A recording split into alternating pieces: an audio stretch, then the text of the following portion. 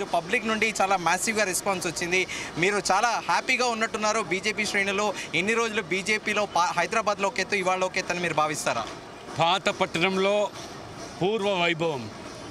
ఆ రోజు ఆలయ నరేంద్ర గారు, బద్దం బాలరెడ్డి గారు ఏ రకంగా పార్టీకి జీవం పోసి ఇక్కడ ఉన్నటువంటి హిందువులకు ఒక విశ్వాసం కల్పించారో, తిరిగి వాళ్ళ అమిత్ షా గారు రాకతో పాత పట్టణంలో ఉన్న ప్రజలకు ఒక ఆత్మవిశ్వాసమే కాకుండా ఖచ్చితంగా ఈ యొక్క మజ్లిస్ పార్టీ అభ్యర్థిని ఓడిస్తామంటే ఒక నమ్మకం ప్రజల్లో కలిగింది.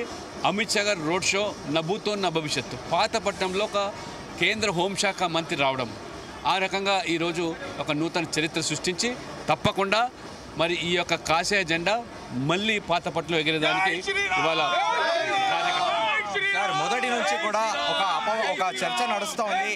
గోషామాల్ ఎమ్మెల్యే రాజా సింగ్ ఇక్కడ బీజేపీ పార్లమెంట్ అభ్యర్థికి మద్దతు ఇవ్వట్లేదని విస్తృతంగా మీడియాలో ప్రచారం జరుగుతోంది. ఈ రోజు రాజా సింగ్ కూడా ఇక్కడికి వచ్చారు. సో ఈ రాజా సింగ్ ఇప్పటి నుంచైనా ఫుల్ ఫెడ్గా సపోర్ట్ చేస్తారు? తప్పకుండా రాజా సింగ్ పార్టీకి కట్టుబడి పనిచేసే కార్యకర్త. ఇవాళ నాతో కలిసి ఇక్కడికి వచ్చారు. తప్పకుండా వారు హైదరాబాద్లోనే కాదు మొత్తం రాష్ట్ర వ్యాప్తంగా అవసరమైతే ఇతర రాష్ట్రాల్లో ప్రచారం చేయడానికి సుముఖత వ్యక్తం చేశారు.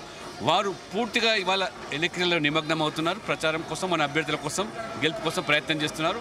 ఈ పార్టీకి మొన్నటి వరకు వారు హనుమాన్ జయంతి, శ్రీరామ్ యొక్క నవంలో ఊరేగింపులో వారే స్వయంగా నిర్వహిస్తారు కాబట్టి అందులో వారు బిజీ ఉన్నారు. కాబట్టి వారు ఇవాళ ఖచ్చితంగా నిన్నటి నుంచి కూడా కార్యక్రమం ప్రారంభించి రాష్ట్రంలో కూడా ముఖ్యమైనటువంటి ప్రాంతాల్లో పర్యటిస్తారు. ముఖ్యమంత్రి రేవంత్ రెడ్డి పదే పదే బీజేపీని ఆరోపిస్తున్నారు. బీజేపీ అధికారంలోకి వస్తే రిజర్వేషన్లు రద్దు చేస్తారని చెప్పేసి, అలాగే నియంతృత్వంలా వ్యవహరిస్తుంది మోదీ ప్రభుత్వము, అమిత్ షా మోదీ ద్వయం అని కూడా పదే పదే ఆరోపణ చేస్తున్నారు.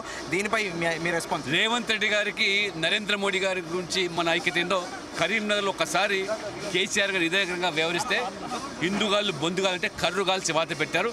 అదే గతి వల్ల రేవంత్ రెడ్డి గారు పడుతుంది. చివరి ప్రశ్న, రేవంత్ రెడ్డి ఢిల్లీ పోలీసులు ఇచ్చిన విచారణకి ఏం పిక్కుంటారో పిక్కోండి అని అన్నారు. దీనిపై మనకి ఏమాత్రం కూడా ప్రజాస్వామ్యం మీద, రాజ్యాంగం మీద గౌరవం ఉంటే ఇవాళ ఆ హోదాలో ఉన్న వ్యక్తి చట్టాన్ని గౌరవించాలి, చట్టానికి లోబడి పనిచేయాలి తప్పితే ఇదేమి రాచరికం కాదు, రాచరిక వ్యవస్థ రాజవంశీయులు కాదు.